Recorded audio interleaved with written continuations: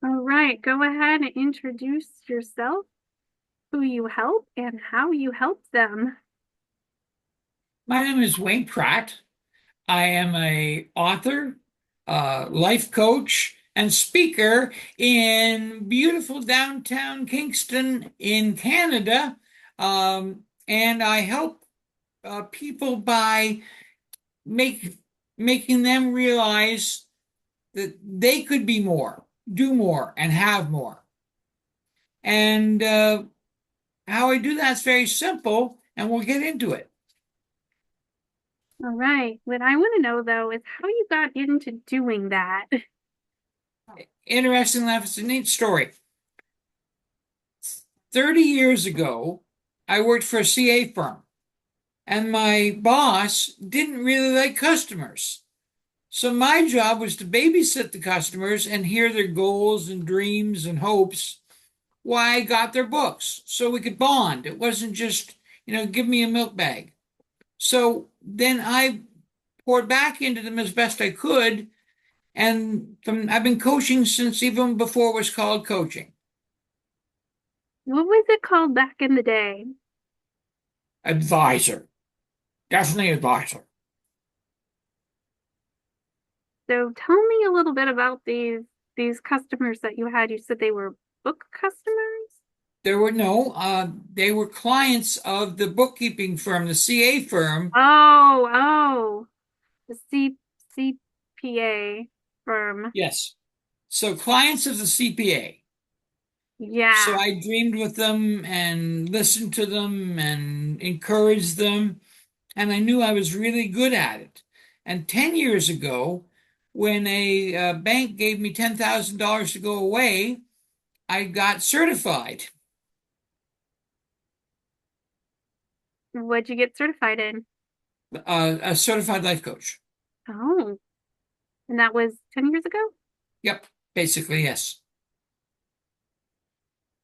So how long was that program? 1 year.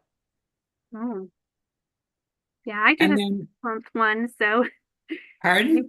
you got a lot of instruction in that time, I'm assuming.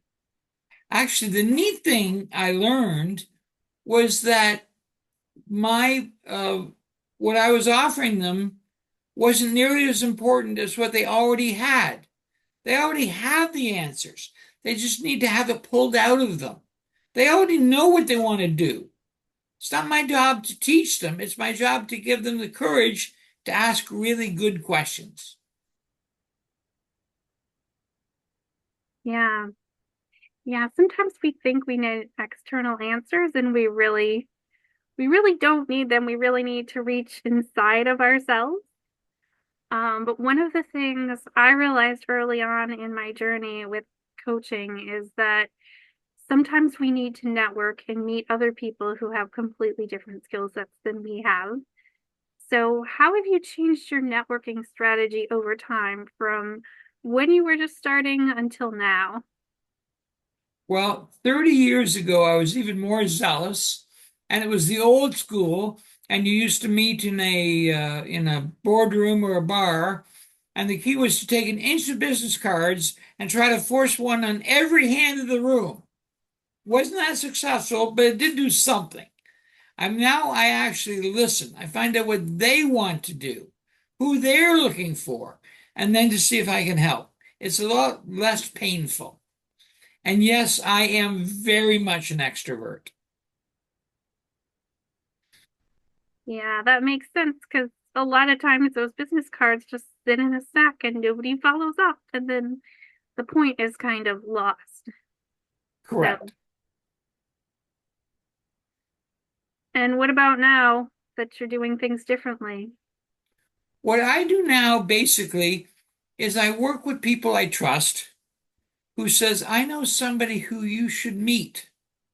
And other than, doing the promotions for the book, mostly I work with people like Michael Whitehouse, and yourself, and people in my 6 foot club. And there's a reason why someone thought we should meet. Sometimes it's to help them, sometimes it's to help me, but there was a reason somebody thought we should meet. So you like being introduced to people then? Yes. And the other thing is I'm 64. So when I was 30, I would just bang down the doors. Do you want it? Do you want it? Do you want it? Do you want it? But at 64, you want to be a little bit wiser. Spend more time actually actively listening than just pitching. What would you say are the best ways to get the most out of networking events? Well, I believe that you should try to break through so that you don't look like you're just one more person trying to sell them something. And Michael Whitehouse has been incredibly useful to me. It says, who would you like to meet in this room right now? What would they be doing? And if they'll tell you, you might even know someone in the room, and then you look like a hero. But you'll get a much bigger need, a much bigger understanding of what their needs are. And if you can fill those needs, then you're gold.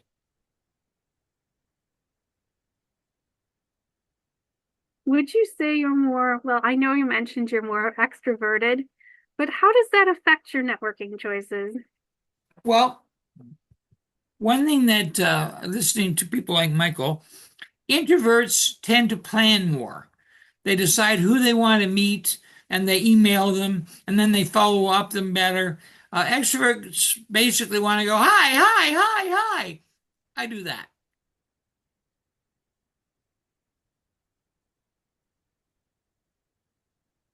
So you would say you reach out to everybody then? Is that Well, it? you reach out enough to find out what they're looking for. Tell me why you're here. If you're in the room and everyone's got the obligatory bottle of wine and a piece of cheese, or not bottle of wine, glass of wine, excuse me, why are you here? Who would you like to meet? What problems are you trying to solve? And they all want to tell you. And they will tell you everything you need to know if you just listen. Yeah, listening is so important. Getting comfortable being uncomfortable is part of the entrepreneur skill set. What helped you get past that when things felt uncomfortable? Having to make a Visa payment by Friday. No, I've got a serious answer. Desperation drives a lot in networking, there's no question. But if you have a service-based mentality where you actually go, who can I serve? Whether you're talking to yourself or some form of a creator, you go, who can I serve? If you can do that well and often, you have a much better way to be useful. Yeah, I think that's a good question, actually, that I know I ask myself a lot, but I should probably ask myself a little bit more. Um, how have collaborations been a part of your networking strategy? Well, I want to be a little clear here. One thing, people talk more about collaboration than they execute it well. Yes, you want to sort and you want to sift, but not everyone you run to or run through should be helping you in your business or you them. But the bottom line is you have a fit. If you have a piece of the puzzle that you can't do well, or you hear they can't do well, and that you can actually collaborate, then by all means do it. But I think most people that talk about collaboration basically just mean give me half an hour so I can tell you all about me. Yeah, it's important to be clear on what you have in mind, and that can look a lot of different ways depending on where you are in your business and Correct. what the other person is looking for as well. Correct. So tell me about some of the collaborations you have done. Well, the I'll show you one of them. Ooh, ooh. This is not my first book, but it's a book I'm very proud of. And I was doing a podcast with a colleague of mine, and we had spoken to people from all over the world, Switzerland and the US and Scotland. And this person was from my town, Kingston. And I said, well, I've got to meet you. I got to find out what makes you tick. So we actually met at a McDonald's in Kingston, and I told him my hobby horse. And what my hobby horse is that after more than 5 years of coaching, I found out the C suite knew about it. The CEO, the CFO, the COO, they all knew about coaching.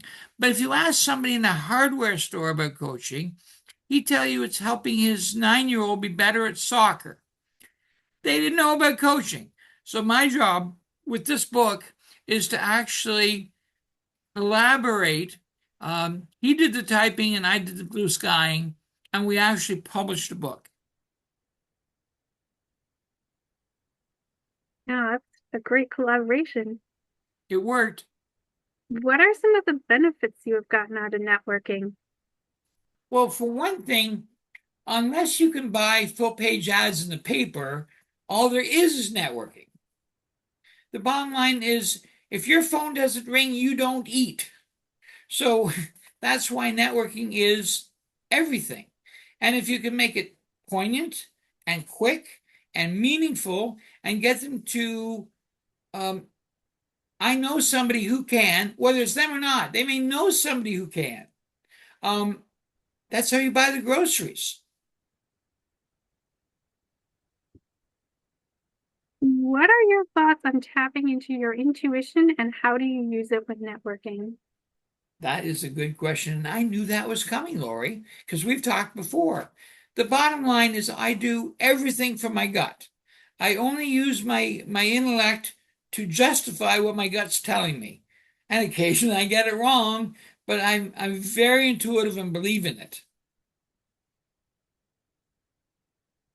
Yeah, I know how important it is with networking and to just lean into that. So, any closing remarks or things that you want to add? Yes. One, um,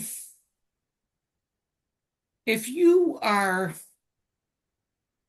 unhappily employed and you or somebody is helping you be unemployed and you want to jump in and you're scared to death, run into me, run into Lori. There are people who can help you get through those first 90 days when you're scared to death. And we'll help you get rid of the uhs and the ums and I don't know and we'll get you to yes. So work with people, make it happen. Thank Can you I so tell them how to much. get a hold of me? Woo! Did you have anything else? Basically, the other thing is if somebody calls from a podcast and wants to talk to me, I don't bill them. So if you want to spend a half an hour listening or telling me what your story is, Wayne at waynepratt.ca, I will gladly listen and you're not going to get a bill. All right, and I will put your links in the comments. Thank you so much. Thank you, Lori. You're magic.